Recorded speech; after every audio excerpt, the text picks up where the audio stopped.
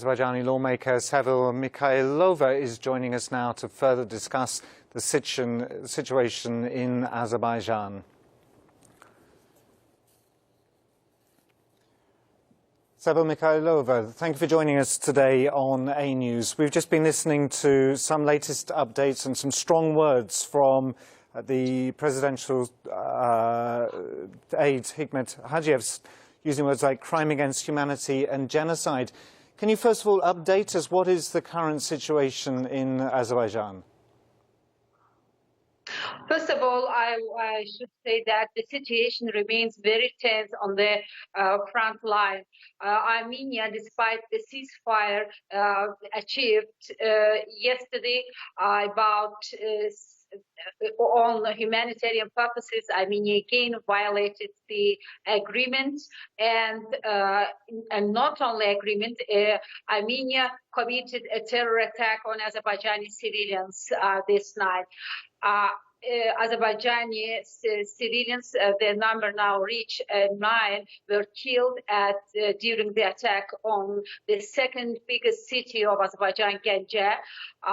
And also around 40 people were injured during this attack. This is a violation of Geneva Convention. This is a violation of international law. I think Armenia this time must be made responsible before the international law. It should be, there is a need to file a suit at the International Court of Justice, and this is nothing else than a terror, because the attack was committed not nearby or in the on the front area, but the attacks were made in the city, which is too far from the battlefield. It means that Armenia will continue its attacks on Azerbaijani civilians. Armenia has very strict targets on Azerbaijan. They want this war to continue. They want to grasp other territories. They want the detention in the South Caucasus to continue.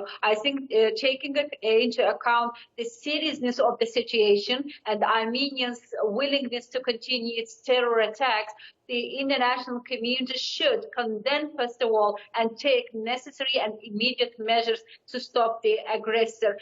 Despite the ceasefire was concluded between the sides through the mediation of Russian Federation yesterday, Armenia actually said no to peace. Armenia said no to humanitarian efforts. Even Armenia said no to all efforts directed to stabilize the situation. It once again shows that Armenia is not a peace country. Armenia is a terror country, and the international community should adopt relevant sanctions against Armenia so that to stop the aggressor. Okay, just before we talk about that, does the intransigence of the Armenians following the tripartite summit on Friday with the foreign ministers, and their deliberate attacking of the city of Ganja, does this mark the end of this humanitarian ceasefire?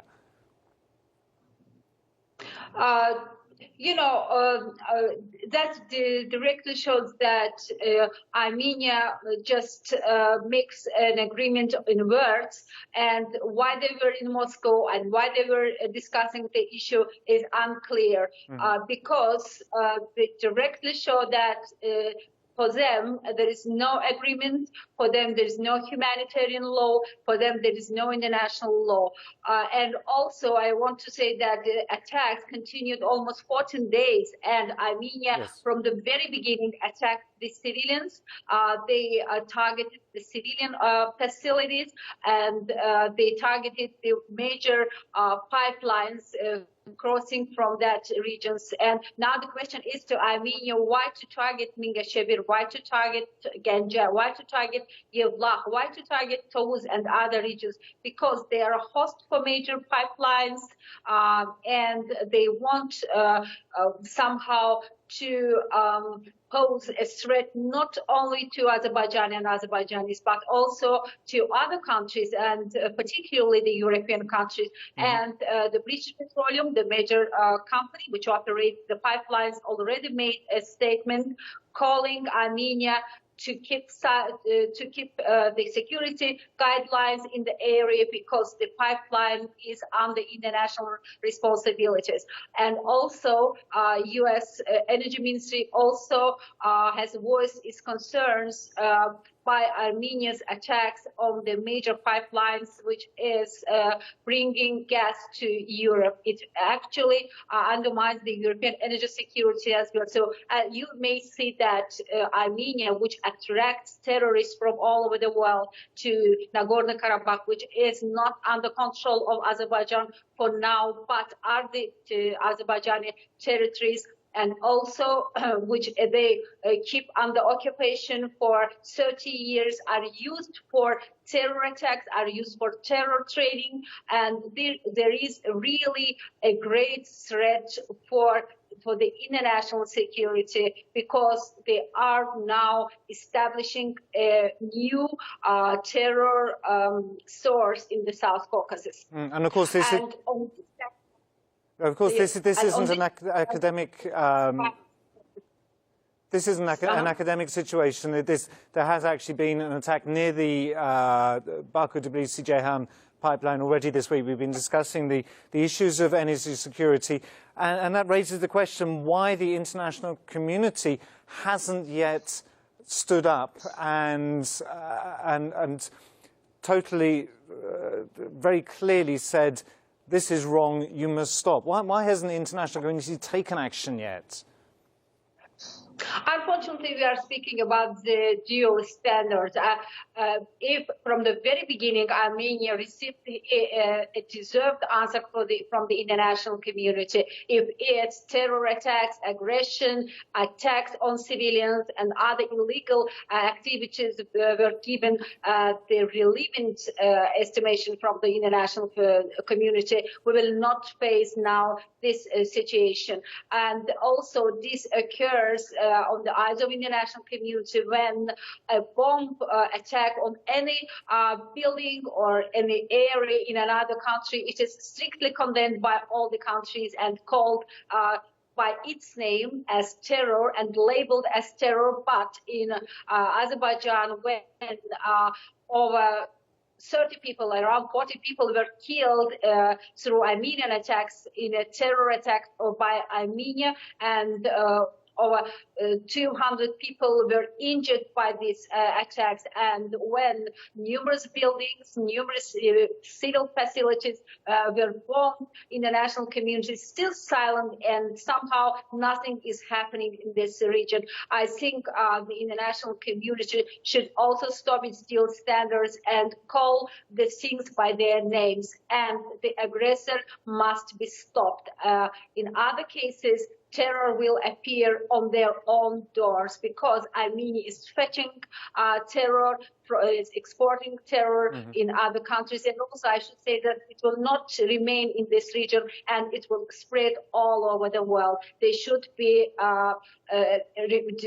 aware of that, and international community silence on this attack and on this terror incidents, in fact, are very frustrating.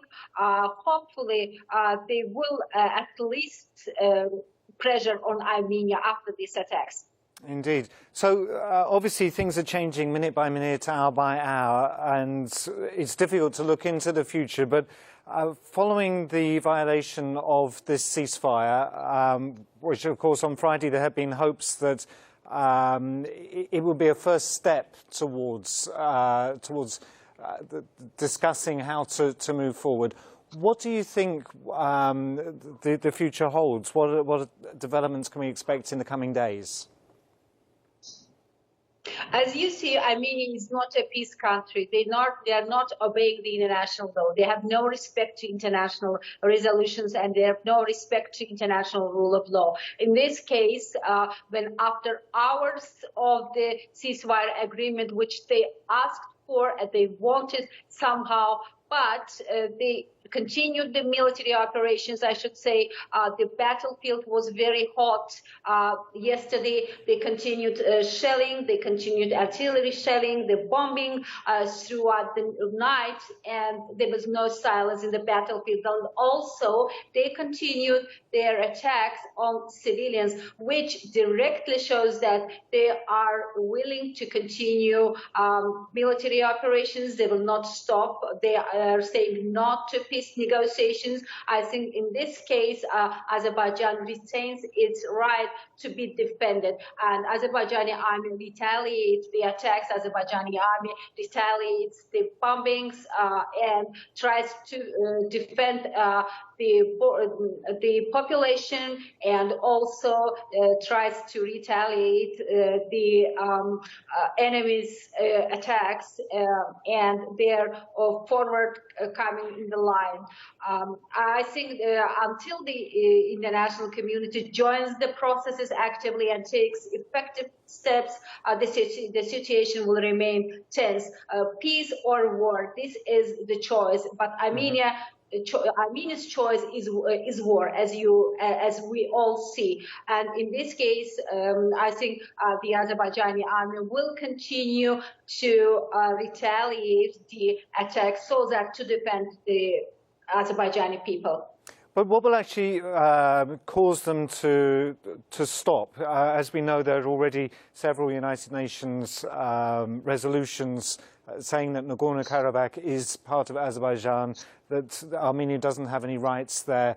What will cause them to finally withdraw and stop this conflict? What must the international community actually do, other than just speaking nice words? I think they should, first, they should put definite requirements, demands before the aggressor country. They should name the things by their name. Armenia is an occupant country. They should establish their place on the table of talk as an aggressor country and as an occupant country. They should open and show the ways how to settle the conflict. The first and the only way Armenia's occupant should withdraw from the Azerbaijani country. To do that, I think the international organizations, international community have enough sources, they have enough practice, they have enough, tools so that to make the aggressor to obey the law and to implement the UN Security Council for resolutions. I don't think that Armenia is a monster country. It is so big country that cannot cope with it, but just there should be will. I think the international community should demonstrate will in this case and should take a just position. In other ways, so detention will continue, and how it will develop, the time will show. But for the time being, I should say that the civilians are killed in the area. I mean, in Azerbaijan. Mm-hmm. I just want to ask you one final question. As a lawmaker in Azerbaijan, you're a representative of the people. What is the people's spirit in Azerbaijan? You know, now the people mostly rely on the army of Azerbaijan, rather international law, rather peace talks or other end, because for 30 years there remained no confidence in these efforts, and because the people of Azerbaijan haven't seen any result or any efficiency of these talks. The OSCE Minsk group has already exhausted its potential, and it has no any confidence in Azerbaijan, among the Azerbaijani people, because the Azerbaijani people haven't seen any strict position from the international organizations, from the mediators, first of all, from other active countries and powerful countries, which could lead the process into a substantive mode. Therefore, the people of Azerbaijan, of course, first of all, want their territory to be liberated from the occupant by peace or force. So this will be just choice of the government and the authorities of the country. But the people want this territory to be returned back. They want the Azerbaijani flag to wave on all the parts of this territory. But the people now are tuned to victory. They want this war to end. They want the occupation to end. They want to return back to these areas. Thank you very much, Sevil and Mikayilova, for joining us today on ANEWS. Thank you.